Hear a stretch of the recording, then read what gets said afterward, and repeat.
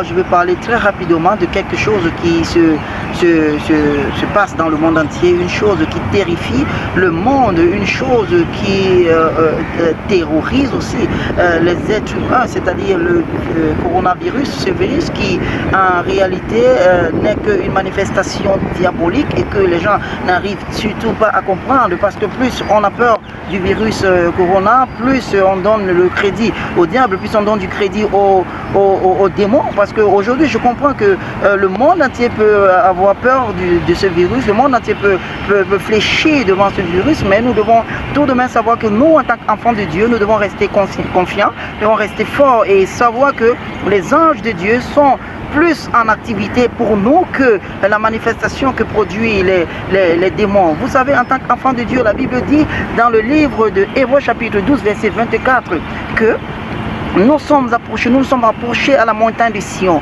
Donc nous sommes déjà à la montagne de Sion, à la Jérusalem céleste. Vous voyez, dans une myriade d'anges. C'est-à-dire, là où nous sommes, il y a un nombre incommensurable d'anges. Là où nous sommes, il y a un nombre qui ne peut se compter d'anges. Donc nous sommes entourés d'anges. Il faut que nous apprenions à être conscients de la présence des anges dans notre vie, parce que les anges sont des messagers que Dieu a envoyés pour qu'ils soient en service pour nous qui sommes des héritiers du salut. C'est ce qu'on devons comprendre. Et qu'en est-il? Parce que moi, c'est étonnant de parcourir la ville et de voir que tout le monde se protège, se promène avec un masque. Parce que c'est pas seulement qu'en Chine, c'est pas seulement qu'en Australie. Ce virus finira par devenir une pandémie. Et c'est ce que nous devons apprendre à faire taire. Parce que nous, en tant qu'enfants de Dieu, la Bible dit que la création tout entière attend-elle avec ardent désir la manifestation des enfants de Dieu. Nous devons nous manifester. Il ne faut pas que quand le monde pleure par rapport à ce virus, par rapport à quoi que ce soit, nous pleurons aussi. Non, nous devons nous tenir parce que nous avons le nom qui est au-dessus de tout le nom, de tout nom. Ce nom, c'est le nom de Jésus. Et la Bible dit, au nom de Jésus, à la mention du nom de Jésus, tous genou fléchissent. Et que toute langue confesse que Jésus-Christ est Seigneur à la gloire de Dieu, le Père. Que ce soit coronavirus, que ce soit n'importe quel virus, tout cela doit fléchir à la mention du nom de Jésus. Donc, c'est nous qui devons nous placer fermes. Et je veux vous rappeler une chose qui est très pertinente dans le livre de Psaume 91, ce que la Bible dit que celui qui demeure sous l'abri du Très-Haut se repose dans l'ombre du Tout-Puissant.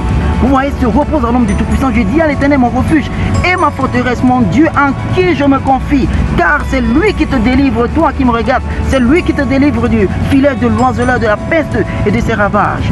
Écoute, je vais te dire quelque chose. Il y a un verset que je vais te lire, surtout dans le Psaume 91. Je vais te lire un petit verset qui est très pertinent. Je pense que je vais vite le voir. Ok, il a parlé ici. Il dit, aucun malheur ne t'arrivera, aucun fléau n'approchera de ta tente. Il dit, car il ordonnera à ses anges de te garder dans toutes tes voies. Il ordonnera à ses anges de te garder dans toutes tes voies. Ils te porteront de leur main afin que ton pied ne heurte contre une pierre. Vous voyez un peu le ministère des anges? Mon frère, toi qui me regardes, sache qu'aucun malheur ne t'arrivera, aucun fléau ne n'approchera de ta tente. Pourquoi? Parce qu'il a ordonné à ses anges de te garder dans toutes tes voies. C'est pour cela qu'aucun malheur ne t'arrivera. Tu ne craindras ni les terreurs de la nuit, ni la peste qui vole le jour, ni la contagion qui frappe en plein midi.